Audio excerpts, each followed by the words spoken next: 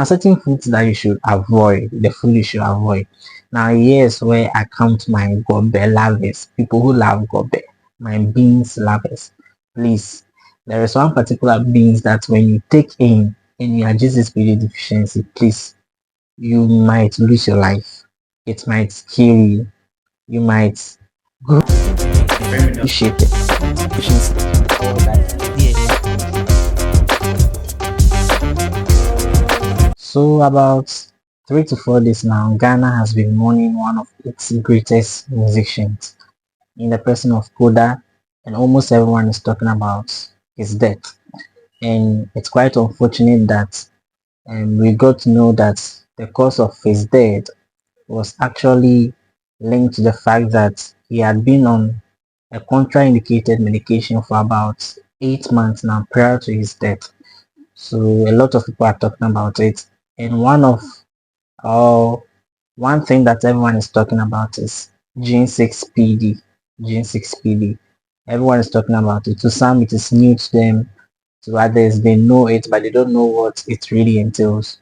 So I'm here to tell you what G6PD is, what you are supposed to be aware of, what you are supposed to be conscious of. If you have this disease condition called G6PD deficiency, then you should know certain things or one or two things to, keep you going or to prevent the unfortunate knocking at your door. So, G6PD, what is G6PD? Now, G6PD is an acronym. It means glucose 6 phosphate dehydrogenase. Okay, so this is an enzyme in the body that protects your red blood cells. And you know, the red blood cells has hemoglobin, which binds to oxygen and it's distributed to all parts of your body for the body's metabolic processes. So this G6PD enzyme actually protects the red blood cells, and also this enzyme is actually broken down.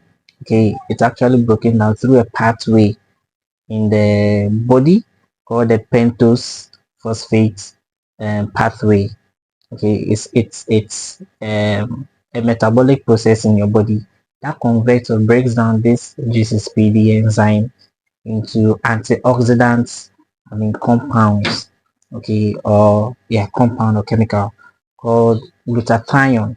Now, glutathione is a powerful antioxidant chemical that your body used to mop up free radicals. You know, free radicals and they are ions in the body that when their numbers increases above normal, they tend to cause a whole lot of problems. So this glutathione is able to actually mop them up and preserve your red blood cells from further damages. So these are some of the benefits of GCPD. Now, with people who are deficient of GCPD, they tend to have a lot of crisis with respect to red blood cells. So what happens is that their red blood cells tend to, I mean, get they get destroyed, okay, than normal. Yes, and that's what actually makes it kind of complex or fatal or things that we should raise an eyebrow. About. So GCPD deficiency actually have some symptoms, okay, or people who have this who don't have this enzyme, sorry, when they come in contact to certain medications, food, and certain things, they tend to react. And mostly when they are having crisis, some of the symptoms they might experience include jaundice. Now, jaundice is not a disease. Jaundice is a symptom or a sign of an underlying disease condition, mostly with hemolytic, I mean, diseases, red blood cells, being destroyed, diseases that facilitate the destruction of red blood cells like sickle cell anemia, even malaria. Okay, and now we have GCPD.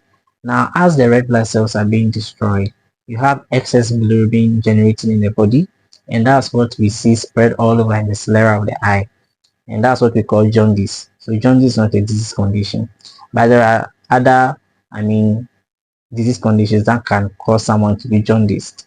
We have the pre-hepatic, we have hepatic and post-hepatic. Another day we are going to actually talk deep about jaundice. But for today, we are saying that when someone has crisis with respect to G6PD deficiency, they may have jaundice, they may have dark urine, they may have severe joint pains, they might have dizziness, they might actually present pale. Okay, they look very pale. Why? Because they are actually losing blood, in simple terms, so that you understand what I'm trying to say. They might easily get fatigued when they do something for some short period of time. They actually get extremely tired, joint pains and what have you. There are a whole lot of things.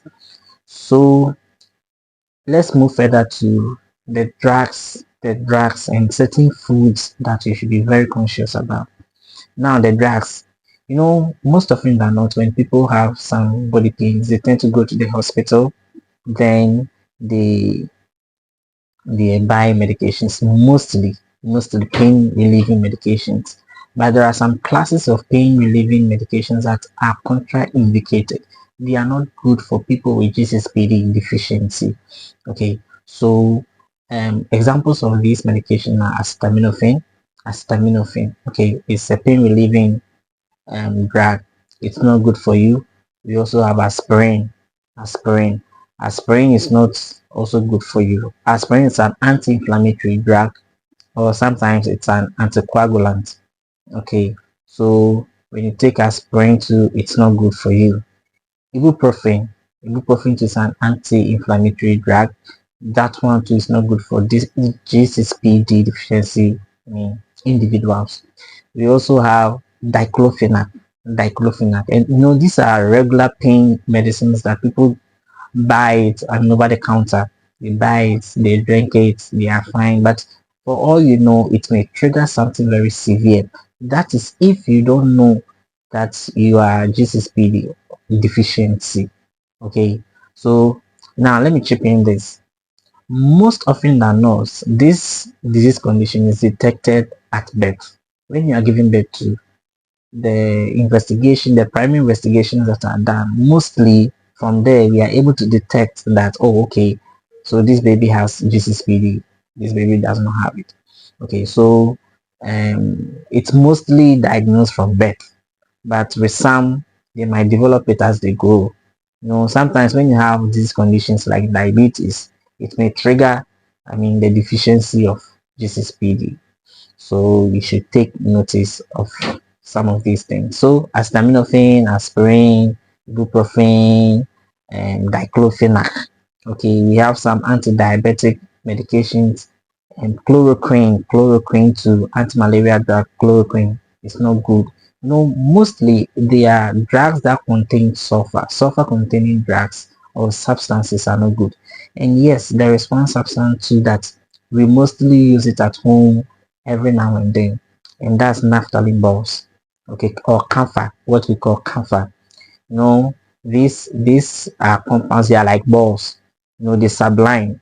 So we tend to put them in our clothes so that they take away some odors or prevent certain insects from coming.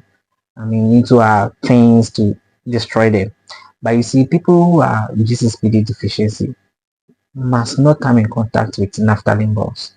It might trigger severe hemolytic anemia. Okay, that's the breakdown of your red blood cells above normal, and that can be very fatal and deadly. So you should take notice of this. If you don't know whether you are GCPD deficiency, please, and as you hear me, you think it's very advisable to, get checked. You can go to the hospital, any nearby clinic. You can come to Kojak Medical Clinic and Diagnostic Center as well. We can do that test for you to figure out whether or not you have GCPD. Good. Now, certain foods that you should avoid, the food you should avoid. Now, here's where I count my gobe lovers, people who love gobe, my beans lovers. Please, there is one particular beans that when you take in and you are GCPD deficiency, please, you might lose your life. It might kill you. You might go down to the grave before your time. And these beans I'm talking about is fava beans. Fava beans. Okay, I know some people who like gobe tend to like beans in general. So anything beans they tend to consume. Please, if you are just speedy deficiency, beans is not good for you. It's not that bean, sorry, the fava beans will not be good for you. Aside that one too, we have peanuts. Peanuts, Mborie in the Akan dialect. Mborie in Katena, your pie, Nayarian, ham, that one, it's not good for you actually. Okay, so you have to take notice of that. There are other meals like lentils, we have chickpeas, we have blackberries. Some of these things are supposed to be avoided if you have G6PD. So I've touched on some. I've talked about what GSPD is. I've talked about the possible signs and symptoms of their crisis. I've talked about certain drugs that you're not supposed to, take. And I've also talked about foods that you're not supposed to eat. So aside these, some of these foods, you can actually consume more fruits, drink enough water, taking more fruits like mango, watermelon, pawpaw, vegetables and fruits are mostly loaded with um, antioxidant properties.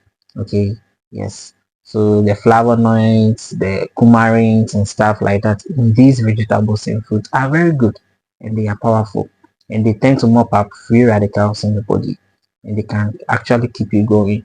So kindly take notice of this, and it's unfortunate that we had to lose Koda, but I'll be doing another video to address this situation proper. Should the doctors be blamed with respect to Kode's demise? Should we put all the blames on doctors? It's like everyone is saying that, oh, doctors are bad. Now they tend to prescribe wrong medications for their clients and stuff like that. Please, I think we have to address this the right way. So stay tuned and stay connected even as I bring you more videos to get you updated. Thank you. Bye.